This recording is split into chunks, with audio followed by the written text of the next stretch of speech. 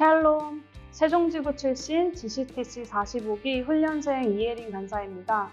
이제 날씨가 따뜻해지고 꽃이 피는 계절이 다가오고 있습니다. 누군가는 꽃이 만개하는 그날을 기다리고 계실 것 같은데요.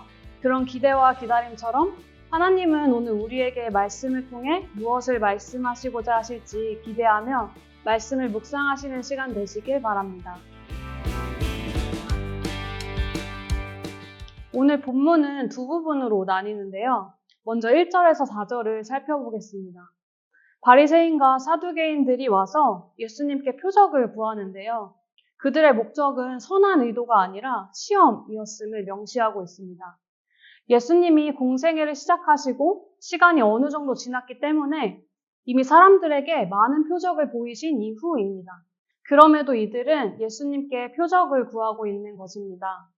예수님이 하나님의 아들이신 것과 이스라엘이 기다렸던 메시아이심을 믿을 만한 표적이 이미 충분히 보여주셨음에도 불구하고 이를 믿지 않는 것은 이들이 그들의 조상들과 다름없이 여전히 목을 곧게 하고 마음을 굳게 하여 하나님을 거역하는 상태로 머물러 있음을 보게 됩니다. 다음으로 5절에서 12절에서 예수님은 제자들에게 바리새인과 사두개인의 누룩을 주의하라고 말씀하십니다. 하지만 제자들은 이 말씀을 오해합니다. 누룩을 말씀하실 때 제자들은 자기들이 미처 챙기지 못한 떡을 생각한 것입니다. 제자들은 예수님을 따라다니며 많은 표적과 먹을 것을 공급하시는 예수님을 경험했습니다. 하지만 그들은 여전히 예수님을 기대하기보다 자신들의 고민과 문제에 빠져 있는 것입니다. 예수님은 그들의 생각을 교정해 주시며 바리새인과 사두개인의 교훈을 조심하라고 말씀해 주십니다. 그들은 율법에 대해 많이 안다고 자부하지만 사실은 하나님 나라의 일에 있어서는 소경이나 다름없는 자들이기 때문입니다.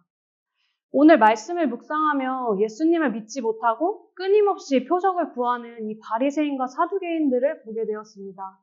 그리고 그 안에 저의 모습이 보였습니다. 몸과 마음이 지칠 때마다 주님의 살아계심을 저의 삶에서 끊임없이 증명해 주기를 바라는 마음이 제 안에 있었기 때문입니다. 하지만 오늘 말씀을 통해 이미 하나님을 오랜 시간 알고 경험해온 저에게 어떤 추가적인 또 다른 하나님의 초자연적인 일하심과 경험이 필요한 것이 아니라는 것을 알게 되었습니다. 저에게 필요한 것은 또 다른 기적이 아니라 말씀을 통해 알게 된 하나님을 기억하며 그리스도인의 여정을 힘있게 살아가는 것임을 깨닫게 되었습니다. 또한 놓고 온 떡에 대해 논의하는 제자들의 모습에서 저를 돌아보게 되었습니다.